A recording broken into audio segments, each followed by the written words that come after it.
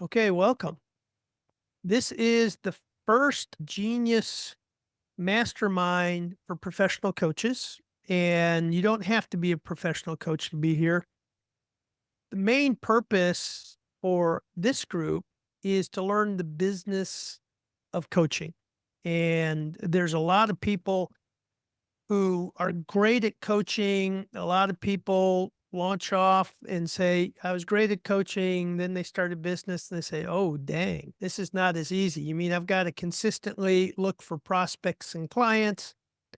I've got to put up a website. I've got to have products, all of those things. So I felt like a good framework for us is Donald Miller's new book, Coach Builder. It's a great step by step. There's 8 steps. Today, I'm going to focus on the introduction in chapter 1. And a lot of it is just asking because we've got this rich knowledge of people who have owned their businesses or have great products or great clients. No one person is going to do it the same way. And a good example is most of my clients are business to business. I work with companies like Rick's company, and we're doing either large projects or leadership teams.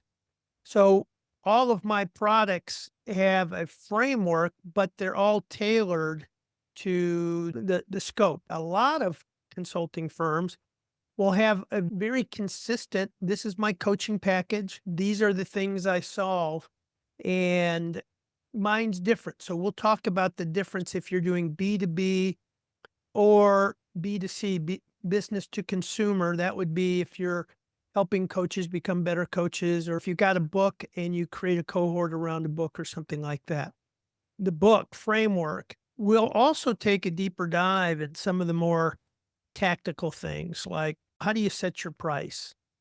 How do you establish retainer clients? Now, how many of you have books? Raise your hand if you have a book. I know Joseph, Brenda, Stan, Eric, all have your own book. Yeah. That's a huge and tremendous business card that you've got. How many of you have a signature keynote or presentation? Either it's on that book or, okay.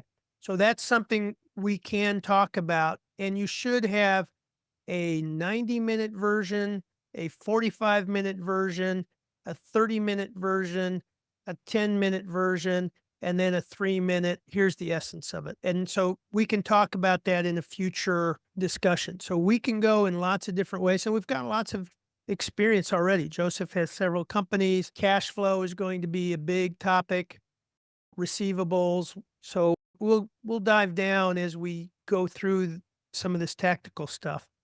Today, I'm going to focus on the introduction, the framework of the book in chapter 1. And I'll throw a lot of this out to you guys in terms of seeing what you've got, because oftentimes hearing what somebody else is doing will spark something for you. And it's a lot better than just going through the book. The book has great stories, but they're template stories. And we want to make this very contextual for us. Now, in the introduction, it talks about the 8 steps to grow. The very first step is to create a menu of products. So that's going to be the focus for today. What's your menu of products? They need to be easy to understand, high value, and a premium price. I'll share with you when we get there my signature product and what that leads to. Number 2, a client list. That'll be the second week. How do you develop a client list? How are you managing that client list? What CRM are you using? How do you segment the different stages of deeper intimacy and business with a client? And can you easily pull up a particular list and send a mailing to them? The third chapter is on the website. And Donald Miller has already spent a good bit of time with previous books like Story Brand on all the background behind creating a compelling website. Then the email list and how do you do emails and email campaigns. The list is your goldmine. being able to go to that list and being able to give value to people consistently, and you never know which person is going to move from there. I may have a guest speaker in down the road. How many of you use LinkedIn as a marketing vehicle for you?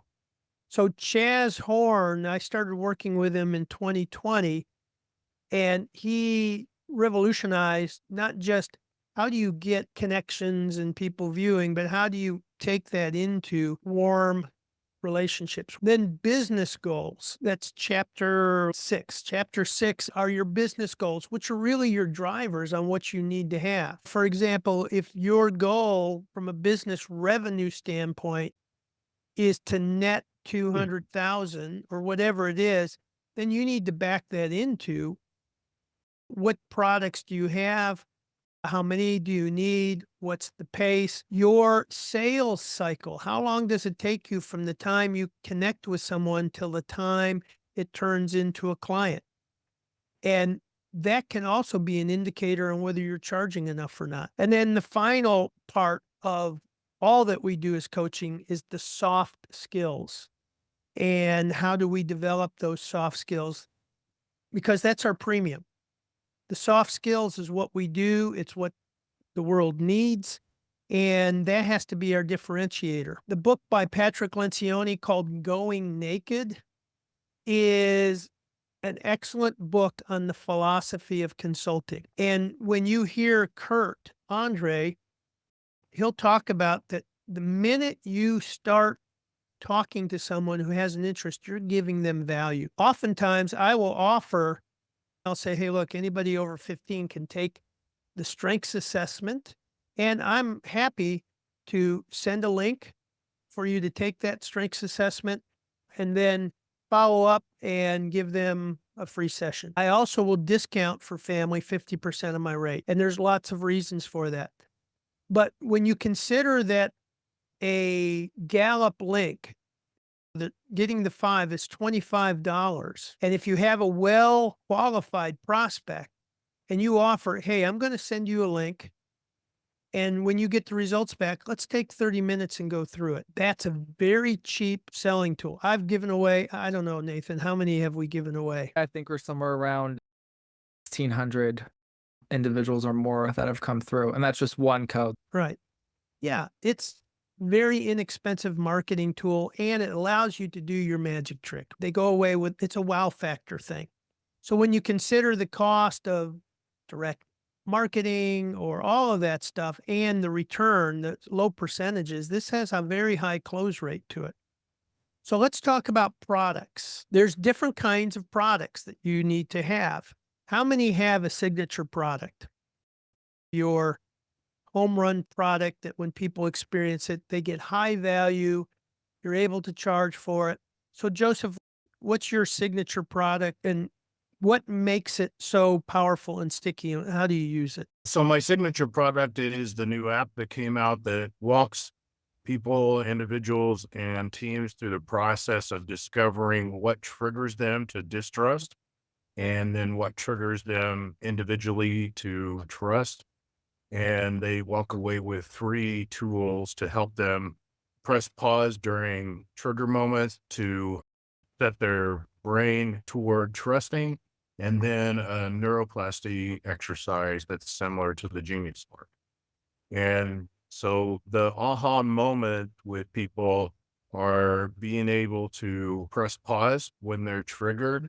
And they've never been able to do that usually at the moment. Usually they've already responded and made an ass of themselves. And they've done that so many times, they don't know how to quit. And so being able to do that in the middle of a trigger is the aha moment. So listen to a couple things. There is an assessment, and then there's insight that creates that aha moment.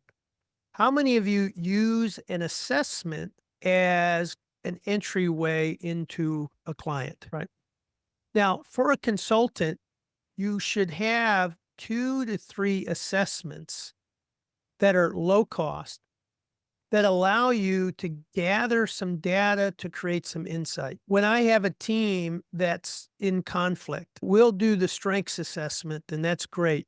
But I also use the Wiley 5 behaviors of a cohesive team. And then when somebody can see a report and see colored images that, oh, our team is in the red, which is it's either green, yellow, or red. And we worked with a recent team, they were all red. So that creates, oh, everything I'm feeling I can now see.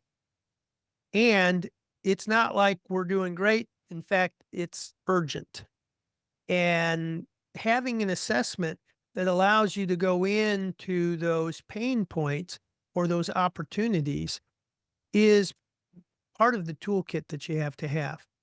So whether it's DISC or Myers-Briggs or the strengths assessment or Joseph's trust assessment, whatever it is, you've got to have a starting point. Now, if you're a very experienced consultant, you can go in and use kind of an inquiry process. But your first step with a client is discovery.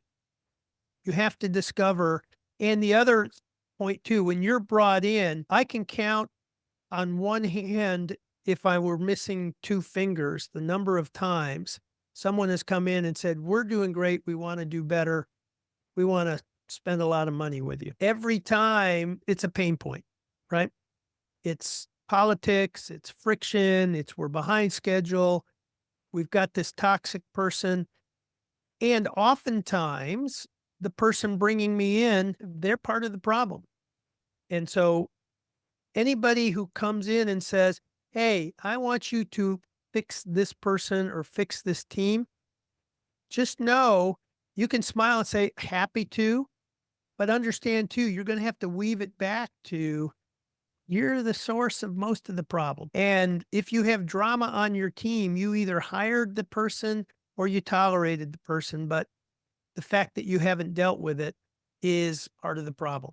I found it really useful to have multiple assessments that you can use at the same time, not just choices among them. I was just with a group that was so stubborn. We knew it was going to be hard for them to accept who they were, what their current state was. So the fact that we had 2 data points, one was the Lencioni assessment and one was StrengthsFinders. Now I have facts, not my opinion, to approach them with. So it gives you a lot more objective data to go back to your client with, because in general, there's going to be some barriers to them wanting to hear what needs to be said. But when you have pure data from 2 different sources, independent of one another, it's super powerful. Now, Brenda, when you have a client, are they an individual trying to work through issues, or is it a couple of individuals with conflict? What are typical clients that come in for you? So I'll go in with teams to businesses, but most of the people are one-on-one, and a lot of it has to do, the past 2 years for sure have had to do with a lot with conflict in relationship, moving forward within relationships. So how many of you, a good portion of the requests have to do with teams that aren't functioning well, that are having troubles? Okay. All right.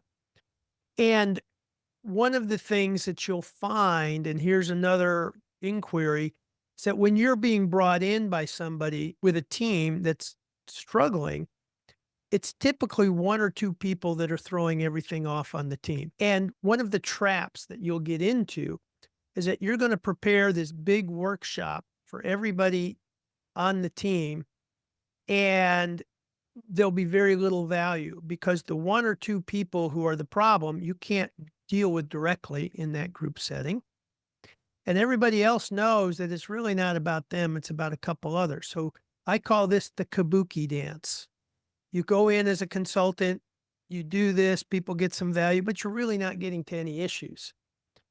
So one of the questions to ask when you're being brought in to do a team workshop, just ask, and this will be, they'll say, wow, this is great insight.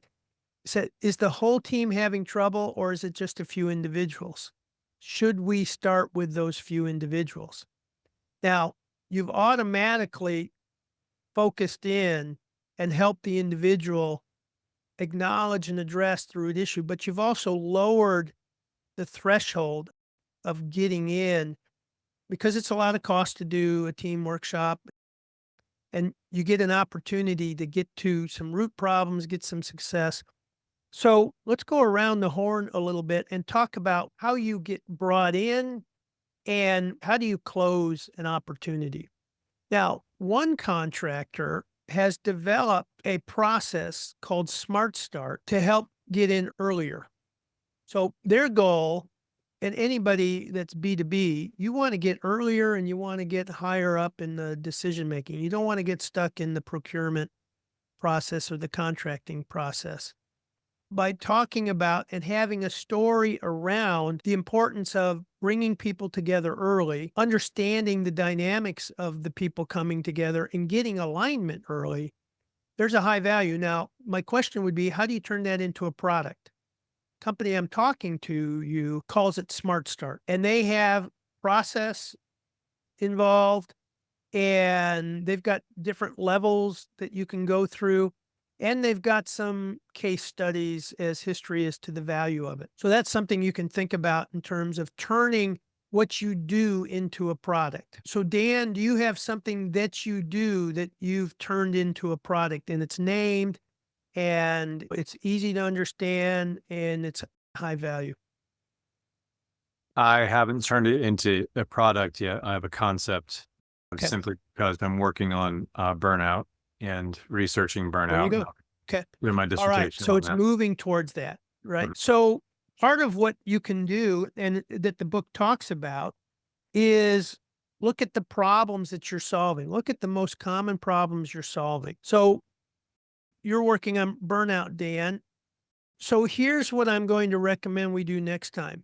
Think about one of the problems, give it a catchy name, create what problem you're solving, and put down so it fits the criteria of easy to understand, high value, premium price.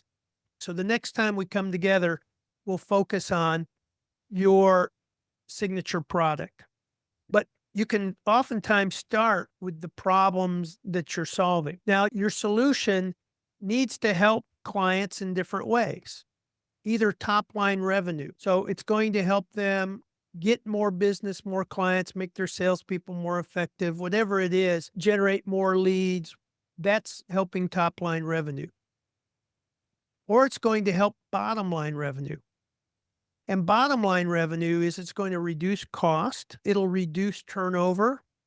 It'll reduce the waste in the organization, the friction, the drama. Cy Wakeman, in her book, their research found that the average employee spends 2.5 hours a day in drama, either about the company and its processes or about the people in the company. So calculate what that waste is and multiply it over a number of people. And now you've got a drama calculator all of a sudden. You've got a little assessment tool that people can fill in. Let's calculate the cost. Here's the average salary with benefits of your company. Here's the average number. And then you can do a toxic employee calculator. The research also shows a manager will spend about 80 hours with a toxic employee before it's resolved. And resolved, either the employee gets their mind back in the game or they're gone. We know that 20% of employees are toxic, and Maddie and I were on a call yesterday with this. We brought up the 80 hours that a manager spends with a toxic employee. Do you remember what Kelly said she spent last week with just one employee? Yeah, I think it was that day she had spent like 4 hours or something. 4 hours with one of the high maintenance employees. So these things are real, but nobody sees it because it's just in the rhythm of the day. So what a small little assessment tool like that is worth is it makes the invisible visible. And now you can focus on the problem. And that helps the bottom line. Now, if your company generates a 20% profit margin, how much top line revenue do they not need to bring in? So people don't realize the waste on a project, the waste in profitability, the waste in the fees for having to rework drawings, change orders. All of that directly hits the cost of the companies involved. My very first exploration on the waste, is spring of 2007, we were in a Gensler showroom, and we started talking about the things that frustrate us in delivering projects. And then it started getting into more specifics that each firm had hired a project manager specifically for the purpose of monitoring David's company. So, David has a direct impact on our firm. So our architectural firm, and we call those checkers checking checkers. That's cost. And change orders and design fees and delays, that's all cost. So if you're helping make these things tangible to people, then they're willing to pay to reduce those. Turnover. If turnover is 20% and you can reduce it, what's the average cost to replace an employee? Their salary times what? What's a general rule of thumb? I always use 1.5 to 2. Okay.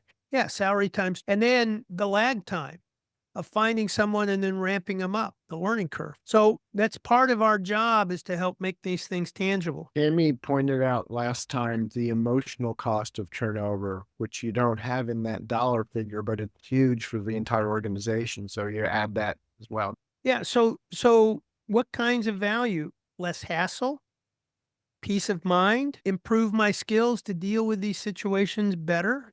If they're recurring and we've got a person who kind of caves in on presentations, and they're a director in a company, and these are sales presentations. And if somebody asks a tough question, they just cave. So we worked with them with their strengths. We created a alter ego, and that comes from the book, The Alter Ego Effect. We've had that person get up in front. We set up the company so they create a mini Shark Tank environment for this person to stand and present before they go in front of a client. And so upping that skills, employees going through the motion are being engaged. One of my best products right now is the boat exercise. It's very simple. We observe behaviors worth celebrating. So you get several people out in the organization. They keep a little journal.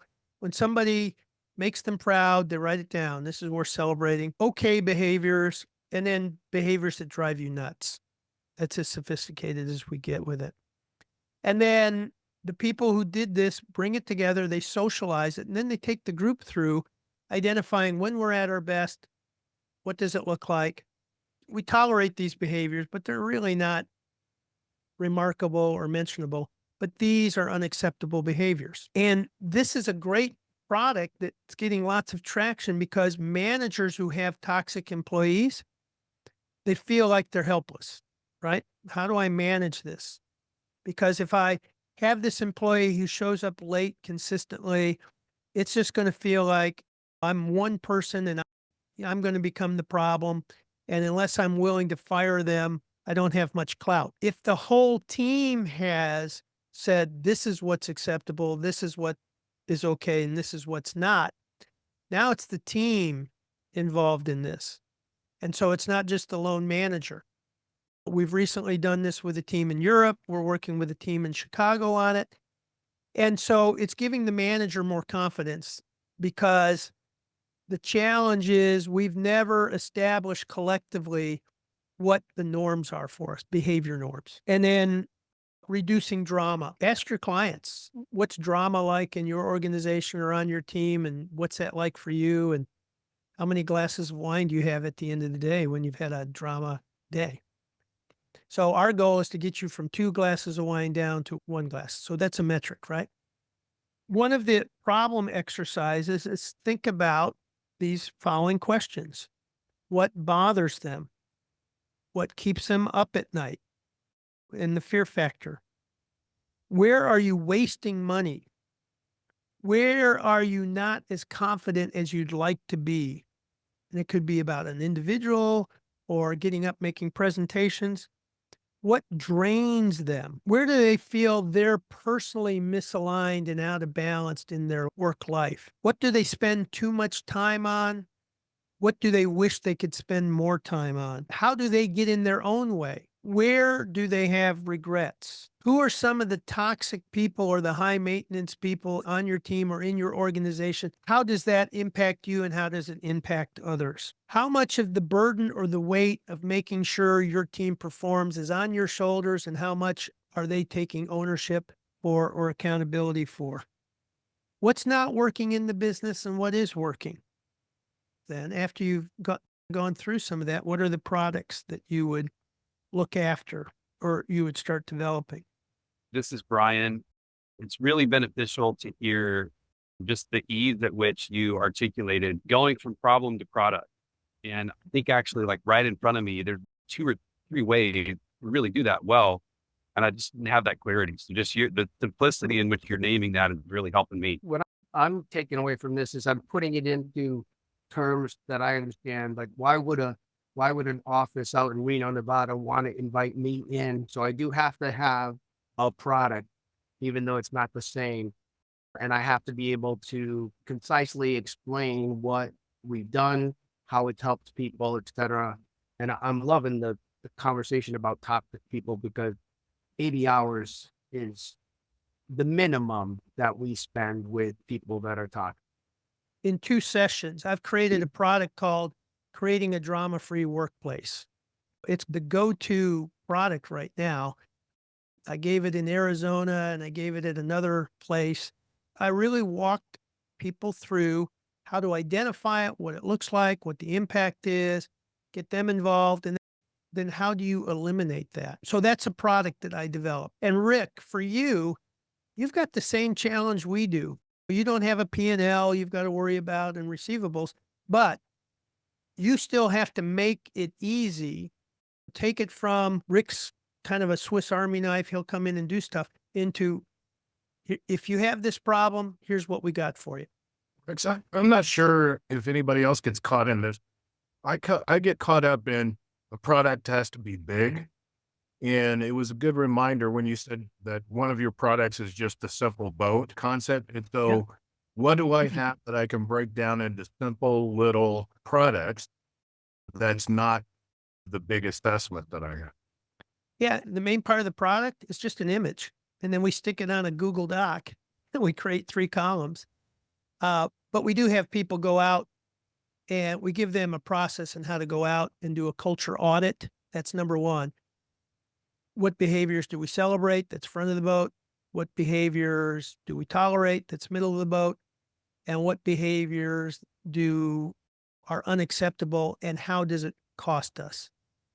And so part of the goal of that particular product is taking these fuzzy, generic feelings and giving content. You saw it in the wild. Here's the behavior in the wild. Here's what it looks like. Here's an example. And here's whose name is attached to it. Part of the problem when you tell somebody, this is what we expect of you, until the whole team understands that's who we are, that's tolerated behavior. It's not who we are at our best. At our best, you come prepared, whatever, but that's tolerated. The reason it's unacceptable, now you need to find out, so what did it cost us? What was the collateral damage in this? And so that's where, when you talk to the person, it's not just, this is what we expect of you. And it's just like parents saying, clean your room because I tell you. But if you say, clean your room because when you don't, you lose clothes, or it's a reflection, your mom has to spend time straightening it up, your friends can't come, whatever it is. But there's a cost to not doing it that doesn't get articulated to them. So that's the value. When you asked about a product at the beginning, I was thinking about something tangible, physical. But what I'm understanding, and correct me if I'm wrong, is a concept such as here's how to address burnout can be turned into a procedural, a process in which there's an analysis of this and so on, and it can be turned into a product. Is that right? Absolutely. Yeah. And that's what we'll work on next week, is taking these that might be a little fuzzy and putting them into product form. There's 2 accounts that have come back to me after many years. One is a company that I helped them win the Intel account. And the CEO came to me And I saved him $500,000 that day, and it's on the website. And he said, I want you to teach my leaders how you did what you did. I have no idea how you did that and how you walked us through. You saved us $500,000. Plus, we were a dark horse in this, and we won the Intel account. He's been dipping his toe in the water and dipping his toe in the water. The right set of circumstances came, and now I'm in helping succession planning for him and elevating his whole leadership team. I'm flying to Boston to go up to Methuen, New Hampshire to work with one of the companies that's having a problem. That's one story. The other is I just did a workshop with a company. I had no clue who they were, but one of the individuals was in a workshop I did. She was with Facebook in 2018, and she's been on the mailing list. She's been following, and she says, this is the right time. Said, I want you to do a workshop. It was supposed to be 3 hours. As I showed up, they said, could you do it in 2 hours? And I said, no problem. We can do that. And it was a home run. Then the managing director said, I've got a problem. I need to be out of here by the end of December. I'm 62. It's required. I don't have a successor. I need your help. We just sent the proposal today for not only that, but it's going to grow into more. So don't give up, but have a way to make sure you know who they are. And so at Christmas time, they get a little note and whatever, because you never know. And then planting your garden and cultivating your garden, and then watching it come back over years, that's resilience. The keys we'll talk about as we go forward is getting pricing, building retainers, and then building for the long haul as you develop this. This will be recorded. We will transcribe it. We will put it on the Teachable platform, because one of the values that I want to make sure we do that the other training, coaching, assessment organizations don't do is they don't teach you the business of it. They help you become an expert on their tool. They don't teach you the business. I think that'll be a differentiator for us. Remember the 10X rule in pricing, and we'll talk about that next time. The 10X rule is that whatever you're charging should have a 10X value. And we're now in the $3,000 to $5,000 range for guides to come in. My goal is that you're going to make more than $50,000 a year in your first year as a coach and a consultant in doing this. That's the goal. All right. We'll see you guys. Take care.